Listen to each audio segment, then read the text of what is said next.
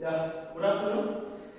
Today we are going to discuss about the DT based delivery on reactance diagram, which can be derived from the single line diagram of any power system. So now we can consider the power system. It consists of one generator and one transformer and one transmission line, and we are having another transformer that is called transformer 2 and one motor, that is nothing but end load. So this is a single line diagram of our power system. So we are having for each component is act as a generator, and is act as a transformer 1, and Harish is act as a transmission line, and he is act as a transformer 2, and Vyas is act as a motor. So for each component we are keeping a separate person. So this is a role play based DT based delivery. So here each component in a single line diagram. So for a generator, transformer 2 and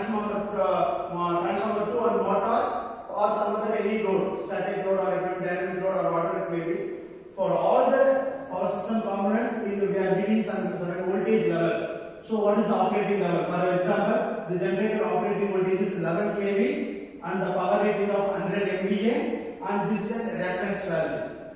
And for transformer, we are giving the 11 bar 110 kV. That means, so the transformer consists of two windings. One is called the primary side and one is secondary side. So out of which one voltage is acted as in primary and another voltage is will appear in the secondary voltage. So normally the lower voltage we are always prefer in the either generator side or load side. The higher voltage it will be preferred only in the transmission line side. So here 110 is a higher voltage, so it should be in the transmission line side, and 11 is the lower one, so it should keep in the generator side. And similarly for transformer 2, here also having the 110 bar 11, so 11 is the lower one, so it should be keep on the motor side, that is the load side, and 110 is the higher voltage, so it should be in the transmission line side. And for motor, we are giving the voltage rating, power rating as well as reactance. And for transmission line alone, we are giving the ohm value. It will be the real part as well as imaginary part, or it may be fully real part, or it may be imaginary part. That is simply, so the transmission line it consists of resistance plus reactance, or reactance alone. Okay, so this value will be given. So here, the main objective of the single line diagram is to convert into the reactance diagram. So yeah, there are two types. One is called impedance diagram and one is reactance diagram.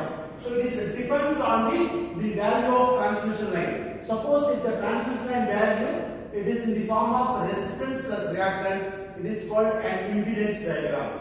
Suppose the reactance, the transmission line value, it is given only in the form of reactance, it is called reactance diagram. So what is the difference between the impedance and the reactance diagram? So if it is a reactance diagram, all the component it can be converted into reactance value alone. Okay. Suppose if we are having both the resistance and reactance, so in the transmission line we have to include then resistance as well as reactance. If you are having both the resistance as well as reactance, that is called an impedance diagram. Okay. So now by using the per unit reactance formula, so the formula for generator, transformer, motor and all loads having the same formula.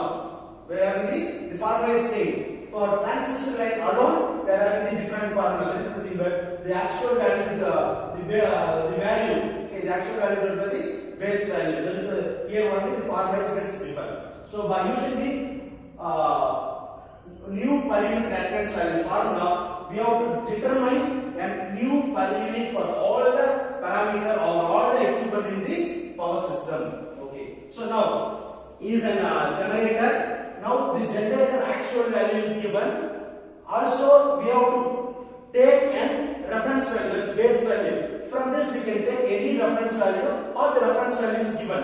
Okay, base value is given. So from the base value, again the generator actual value is converted into new per unit reactance. The new per unit reactance is called XG. G for generator, X for reactance. So new per unit reactance for generator. So we have to determine the new per unit reactance for generator and followed by by transformer 1. We have to determine the new per unit reactance for transformer 1. And for transmission line also we have to determine the new per unit reactance. And for transformer 2 also we have to determine the new per unit reactance. For motor also we have to determine the new per unit reactance. So for all the equipment we have to determine the new per unit reactance. Already we are having the reactance value, but with respect to the base value we are taking some reference. With respect to the base value and actual value which is given by using the formula, we have to determine the new per unit reactance. So by using this new per unit reactance, we have to form the reactance diagram. So in this reactance diagram, the generator and motor, it should be in vertical form. Okay, here the generator and motor, it should be in vertical form. It should be in vertical form. Okay, so they two are in vertical form. Okay, so this is nothing but a generator reactance, and we have to determine the transformer 1. This is the value of a transformer 1 reactance, and this is a transmission line reactance, and followed by transformer 2. So here, this is nothing but main load. So here, all the transformer and transmission line in the form of vertical, in the form of horizontal. This consists of a single line, but the generator and motor should be in vertical form. It should be in vertical form. So here the both the ends will be connected together at a neutral link. Okay. So here, the generator, then the lower voltage is converted to the higher voltage. Again the higher voltage can be transmitted to the over a long distance. Then again the higher voltage is converted into lower voltage.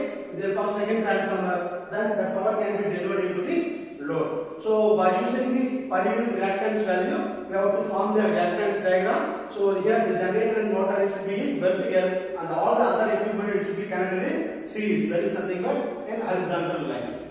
So this is a single line diagram